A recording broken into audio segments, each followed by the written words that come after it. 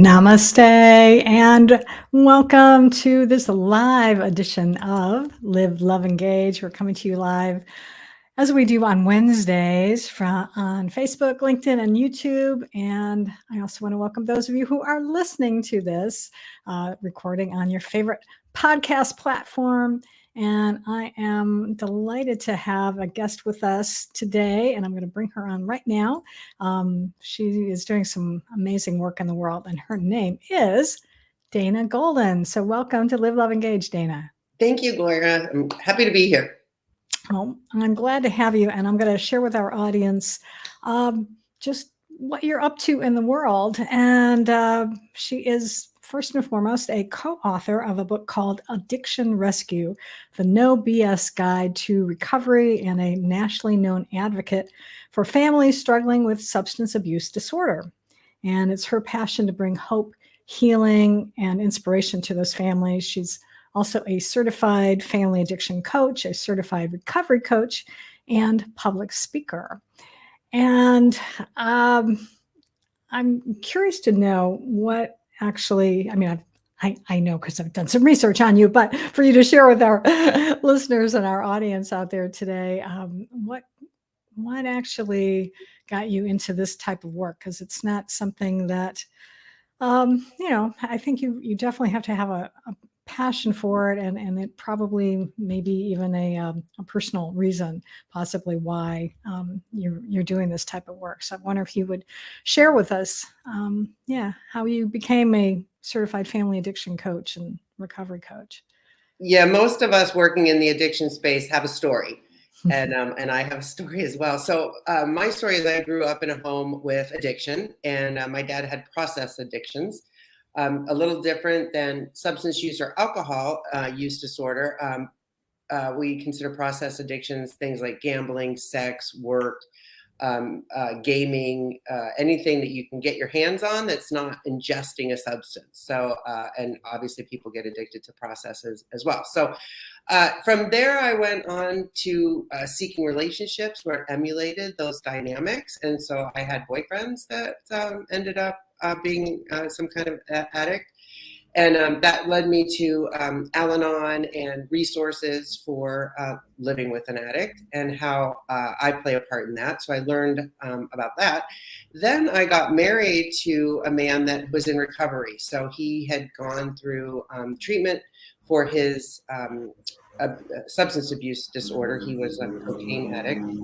And during our marriage, he relapsed when he was had knee surgery and prescribed opioids for pain as painkillers, and he relapsed, and that led to gambling and heroin, and it landed him in prison, unfortunately, because of his addictions. I had divorced him much before that time. But when he was in prison, I told him that he should really start writing down some stories because we could help people. We were both at that point in recovery. He had gotten clean and sober before he went to prison, not wanting to detox in prison. And so when he came out, we co-authored the book that you had mentioned, Addiction Rescue, the No BS Guide to Recovery. And he made it his mission coming out of prison that he had disappointed everybody in his life, and he was going to find his redemption. He was going to make everybody in his life proud. So since that time, he's become an interventionist and a recovery coach, and I worked with him in his business, and I became a certified family addiction coach and recovery coach. We're both also interventionists. So we do travel the country helping families get their loved ones into treatment when there is a substance or alcohol use disorder. So that's how I came about this line of work, because I was ingrained in it and I knew I could help other people from my path of recovery and restoring relationships and my sanity and mental health. And so we've partnered up. Our marriage didn't last, but we've partnered up to help other families. Well, I appreciate the work you're doing because I grew up with substance abuse. My dad was an alcoholic, and it's not fun having to deal with that. And so I appreciate especially that you're helping families, because it's not just the person who's involved. I mean, it really does affect everyone. And I wonder if you could talk about that a little bit. I mean, about the impact that substance abuse has, on the rest of the family. Yeah, and it is huge. And so I actually have a quiz on my website, and I'm going to just tell you what that is right now. It's danagolden.com/quiz.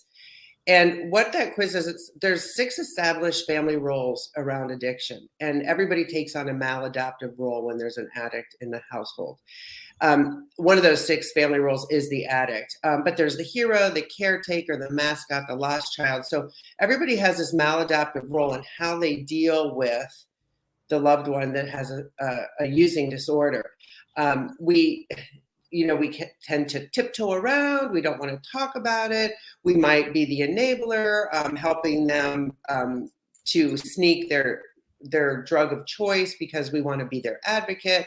We might be the one that's so mad and opposed that we just step out of the relationship. We don't want anything to do with it.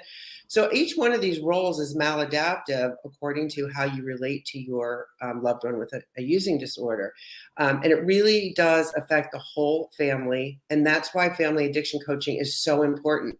When we get a loved one to go to treatment, we have that time that they're away to help the family understand their role in it. Because if their loved one comes back to that same family dynamic after their stay at treatment, it's just a recipe for disaster because nobody's learned this new language, this new way of speaking. They've been immersed in recovery, and now they come home to a family that's not. So we try to get those family members in recovery during that time. So when they come back, they can be the best support system in helping them stay in a sober, clean life. Yeah. And just in going over my family history, it's like, I wish we had done something like that because it would have perhaps helped a little bit better, just all around. Because I know even then, I know my sister and brother, I think, dealt with substance abuse, and in a way I did because I've dealt with food. That was my drug of choice, and that I've had to deal with, and still. Well, now I'm more aware of when I do reach for food as truly as like comfort, and then I'm able to then say, okay, that's enough now. But Yeah, and food it's is taken a another one while. of those process addictions. It's not mood altering, but it Yeah, can be mood altering, right? yeah, absolutely. Yeah. Yeah. I know I put the introduction on, or when I was promoting this on social media, it was talking about the stigma and shame of addiction, and that how that affects people in the workplace. Can you talk a little bit about that? Because there is, I guess, there is this stigma about it, isn't there? Maybe let's start with that first. Yes, unfortunately, it is changing.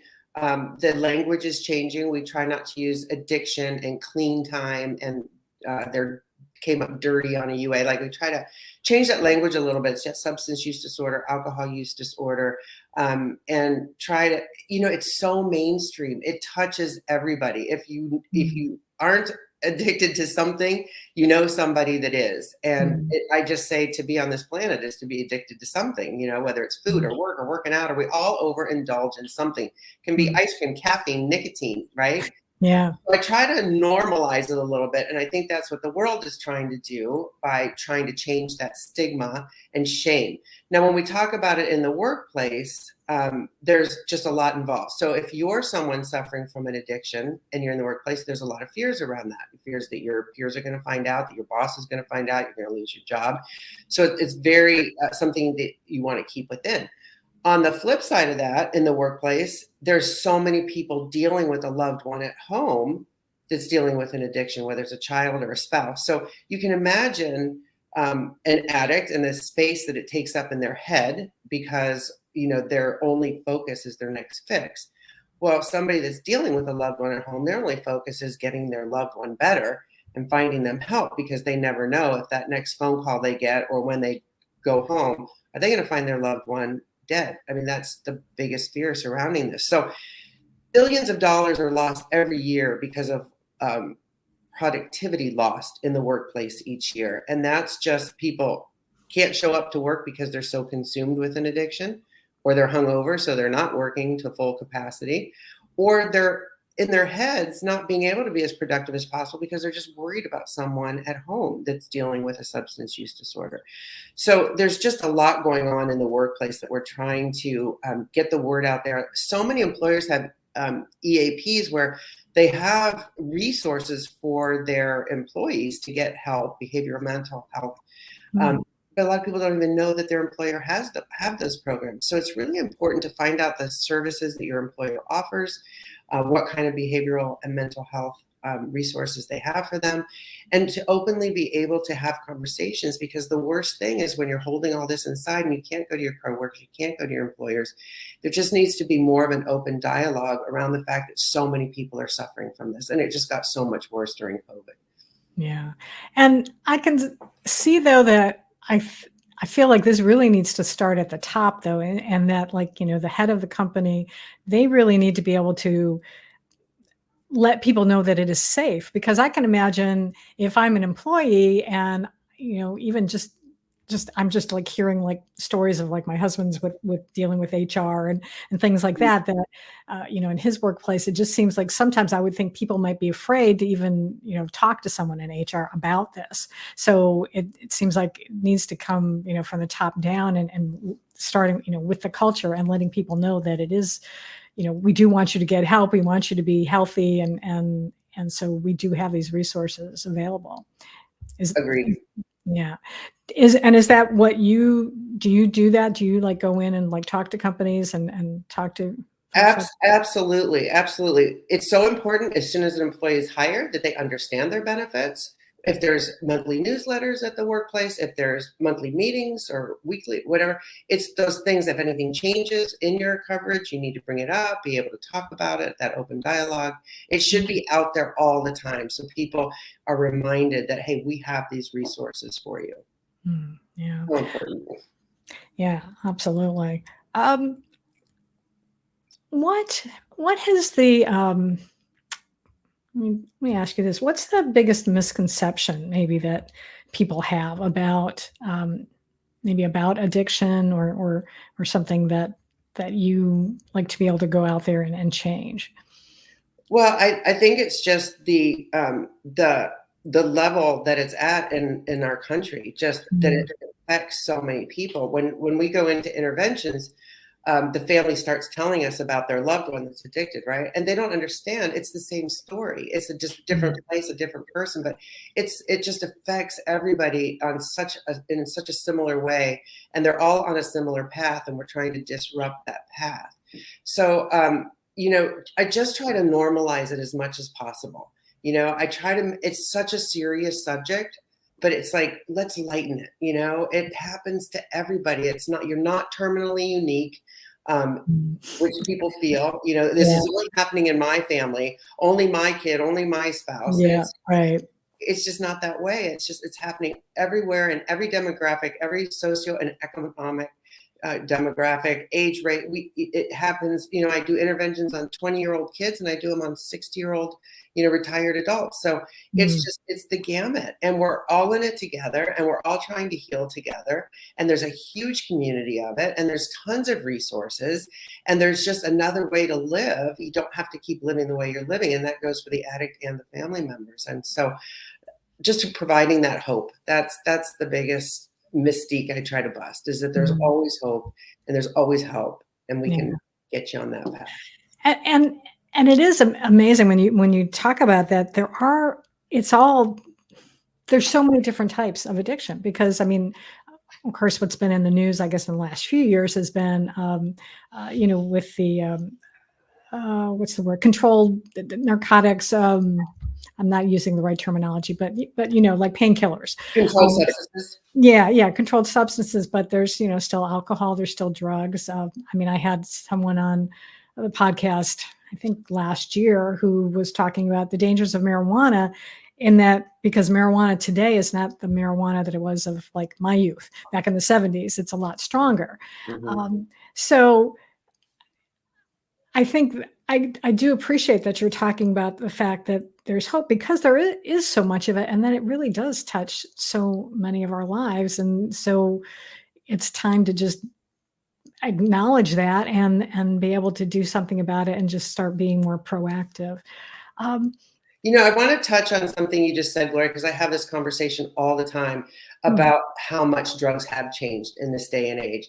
And mm, and I hate to say the killer, but the killer is fentanyl. mm, And back in the 70s, when you and I were growing up, it was okay to experiment, right? It yeah. was something that it was expected almost. And now it is a death sentence. It is playing Russian roulette, buying street drugs now with the fentanyl that's out there. And I raised my kids and had conversations with them when they were in school age kids. 10 years fast forward to today, it'd be a completely different conversation that I would have with my kids today, because there wasn't fentanyl in your day and even in my kids' day. And now it's like you can't even experiment. You don't have the luxury of going off to college and trying this with some of your college friends. It could be death. So that's just talk about the marijuana being different. And marijuana is getting laced now with fentanyl as well. It's in every drug out there. So a great documentary about that is called Dead on Arrival. So if Mm. anybody doesn't understand the potency and what fentanyl is doing in our country, it's a great documentary, Dead on Arrival. Well, I tell you, it when I first heard that they were using fentanyl as a street drug, it just blew me away because my sister had stage 4 cancer and was using fentanyl patches because she was in pain. She would have not have been able to get through the day without it. And to think that it's like they're using this now as like a recreational drug is just like crazy. It just seemed totally bizarre to me because, she had to have it in order to just get through the day. Yeah. And it's like, it's crazy. But um let's I want to lighten it up a little bit in that and just asking you in doing this work, what is what is the I don't want to say exactly the what gets you excited, but I guess what really um why do you keep doing it? There, that'll be, yeah. Why do you keep doing this work? Because you clearly probably get something out of it. So why Yeah, do I just think that when you help there's a lot of things going on in my head, but when you it? help a family find hope that's been struggling and just at their wits' end, and they don't know where to go, where to turn to, and to have resources for them and have some of their answers, it's just so comforting. And to see the light bulbs go off in their head, like, Mm, wow, I never looked at it that way. I never thought of it that way. And just help them find compassion and empathy. And, the thing that I tell all my families is nobody uses because they want to be using. People use mm, because they're in pain. And mm, there's so much underlying that addiction. And they're just so mad, that they have no control over it and their loved ones, ruining their life or whatever it is, that they don't understand what this person's going through. And when you can get to the root of the problem and the trauma, the PTSD, whatever is underlying the use, and there's just light bulbs that go off, that they mm, understand that there's a reason, not that there's ever a good excuse to use, but there's reasons, and their loved ones in pain, and to help them find the resources they need to get out of that pain. And then to have people touch base with you a year after you've gotten their loved one in treatment and just say, they're doing great, our family's doing great, we're so grateful that you came along. It's just very, very rewarding. I mean, we're literally saving lives every time I do an intervention. And believe me, it's intense and it's stressful. mm, But when you can save a life, and I fly someone to treatment and drop them off knowing they're in good hands and they're a safe place, and their families, for sometimes the first time in years, can get a good night's rest knowing their loved ones in a safe place. I mean, mm. there's just something really I'm very grateful that I get to do that and help families be that person in their life. Yeah, I can imagine. Um, what if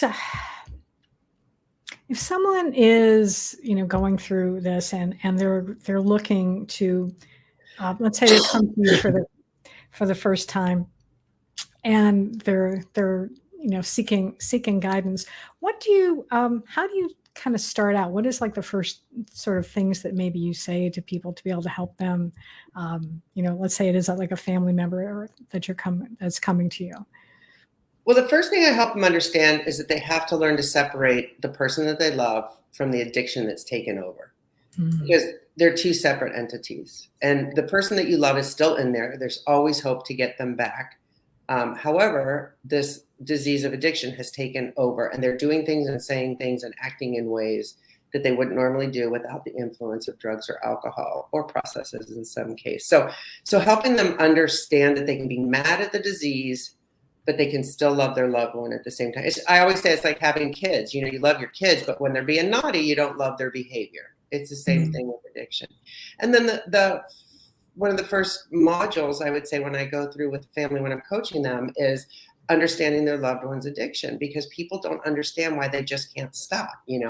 They feel like, I can stop, I can have a drink and not go on all night. Why can't they?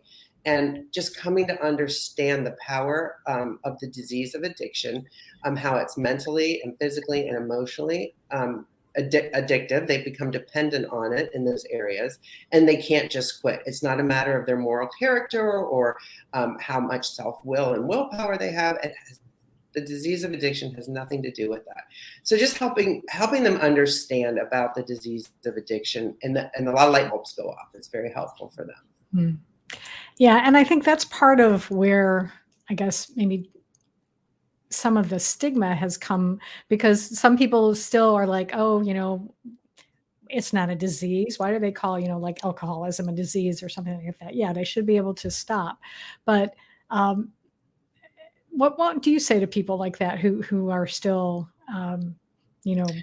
convinced that it's not a disease? I get into that argument. Is it a disease? Okay. It's not a disease. I call it a disease because it needs attention. It needs medical attention like any other disease. But that's not an argument I ever want to take on. It doesn't matter. The fact is that when you have a problem and you're dependent on it, the brain needs it on a daily basis, and it needs more and more. And it craves it more and more, and you can't just stop. So whether it's a disease or not a disease, they've got this going on in their head, and it's a terrible loop that gets coded in the brain, just like a computer. And until you stop that loop and you change the coding in the brain, they will continue to crave it. Which is why you cannot just, put the plug in the jug and think all is well. It just doesn't work that way.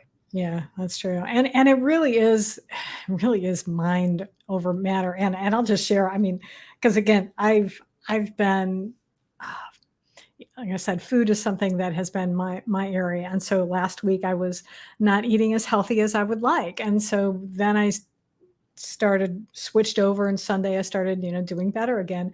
But last night I was out shopping, and I'd had a wonderful dinner, was full. And yet I'm like, my mind was like, go get some ice cream. And I'm like, I'm full. Stop it. This is like ridiculous. It's like, what is going on that I'm feeling this way? And luckily I finally was like, no, you're tired and you're full. You're going to go home and you're going to be fine.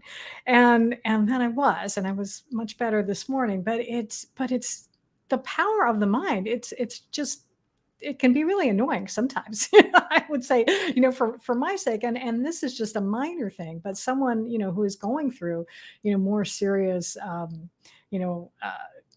addictions where they're really dealing with like a substance abuse, like, something that is really changes the chemistry of the brain itself. I think that's where it gets to be much more challenging to help people. Is that what you found? Oh, absolutely. Absolutely. And, I want to speak to what you're saying, because it is a mindful practice on a daily basis, right? Anytime you're trying to change a habit and stay in the focus of of the new habit. I say people meditate, they have a meditation practice. You have a yoga practice. Doctors have a doctor practice, right? It's something you have to practice on a daily basis. And recovery is the same way. It's something you have to be mindful about. You have to pay attention to those triggers and ask yourself those questions. Why? I'm full. I don't need it. Why am I going through this right now? And do it. If I don't have it, I'm going to be fine. If I do have it, I'll probably just be mad. Like, just have those conversations and figure it out with yourself. And that's what it is. It's a mindful practice on a daily basis. And in our book, Addiction Rescue, we talk about all those kinds of things, the aftercare, what it takes to stay in recovery. And it's healing body, mind, and spirit, and paying attention to all three of those things. Because when you're functioning on all cylinders like that, it's a whole lot easier to stay in the present and on your path. Yeah. Yeah. And I know meditation is one practice that I do every day. And I know if on the rare occasions when I miss it during the day. So I make sure that I do that first thing in the morning to get my day started off right. So I like how that you guys do talk about, some type of mindful practice to be able to help people. What are you curious about right now? Oh, what am I curious? When are the numbers going to come down? We saw them exponentially go up through COVID. We haven't seen really them coming down. And so that would be one thing, is to see those numbers coming down, like that we're making a dent and people are getting it and getting into recovery. And the other thing is getting recovery the first time around, because right now the average time, I think it's like 5 times of relapse, getting back on the program, relapse, getting back on the program. Why is that number so high? Why aren't people getting it the first time around? So those are the things I pay attention to, and I would like to see changed. Wow. That's surprising and not surprising at the same time that it's 5 times, but that is interesting. And I would love to, I share that curiosity and wonder how the heck we can get that down so that Yeah, I do want to say that treatment centers now, the model's changing, and more are doing dual diagnosis co-occurring, so addiction and mental health.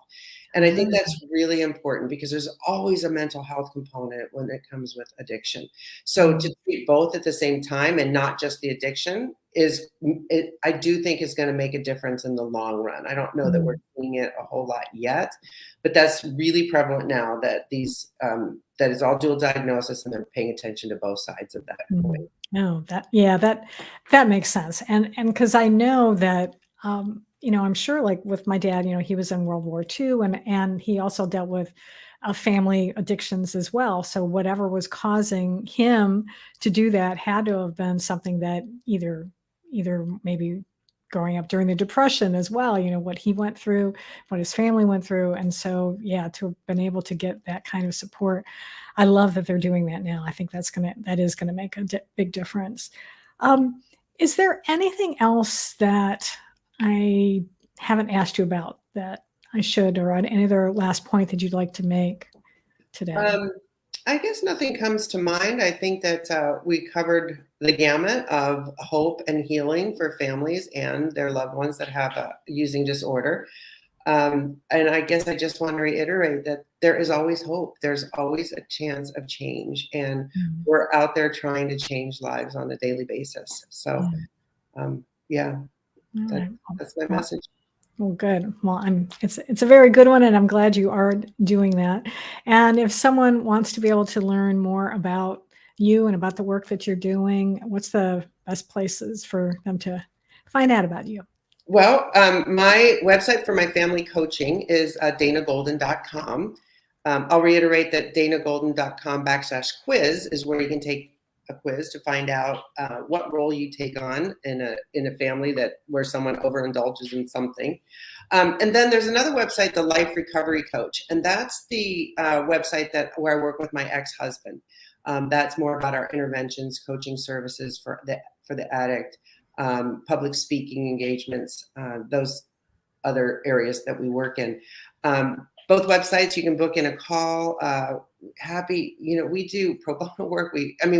We're not in it for the money. We're in it for the healing. So, if you have a question, if you want some direction, if you want even just free resources, we can guide you to all those places. We have a network of treatment centers that we work with around the country, where we're preferred providers for interventions, and we know a lot of great facilities are doing a lot of great work, and we're just happy to guide anybody and give them some resources, and obviously do interventions. That's a big part of what we do, because oftentimes it just needs a big disruptor.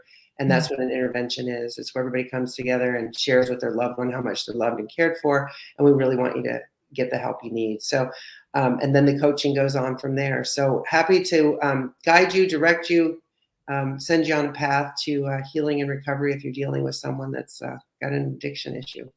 Hmm. And, I should have asked you this earlier, but because you just mentioned that, that you're working with your ex-husband. So, and I'm sure there's a lot of people out there who are going like, okay, how does that even work?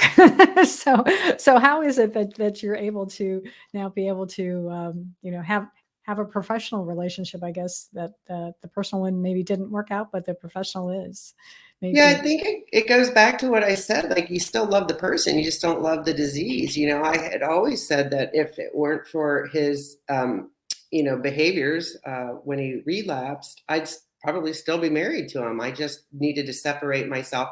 Plus, I had two small children at the time, and I needed to protect my daughters from, the train that he was on. So, divorce was the option. But once he was clean and sober, that bridge we had crossed that bridge, or that ship had sailed, whatever you want to say about the relationship. But we knew we had good work we could do together. We'd overcome a lot to be able to be friendly and work together, and we can help other people do that too. You still have a person in there that you loved at one time. You got to go back and find the qualities that you once saw, as long as they have their behaviors in check. There's no reason you can't repair those relationships, and they might look different, but it still works. Mm. And I think that's a good point as well for again reinforcing this idea of hope is that you can still have a relationship with someone, and it may turn into a different type of relationship, but as long as they are still in recovery and doing well, you can forge a way to be able to stay in communication with them and have it be something that works for both of you. So I'm Yeah, glad that you're able to do that. and for the kids too. So Yeah. important. Yeah. Yeah, absolutely. All right. Well, thank you so much for being with us today. I'm so appreciative of you My being here, and I know you've helped a lot of people today just by sharing your story and sharing the message. And I wish you continued good work and helping a lot of people out there. Thank you so much. And thanks for having me and letting me share my story and message. I really appreciate the Yeah. opportunity. You're welcome. And I thank all of you for watching and for listening. And if you got some value out of this one in particular, I encourage you to share this with a friend. If you know someone who is going through, addiction, or someone who they have a family member or something, do share this information with them. And I will have the links to Dana's websites and that quiz. I will have that in the show notes as well, so you can get there. And so until next time, as always, I encourage you to go out and live fully, love deeply, and engage authentically.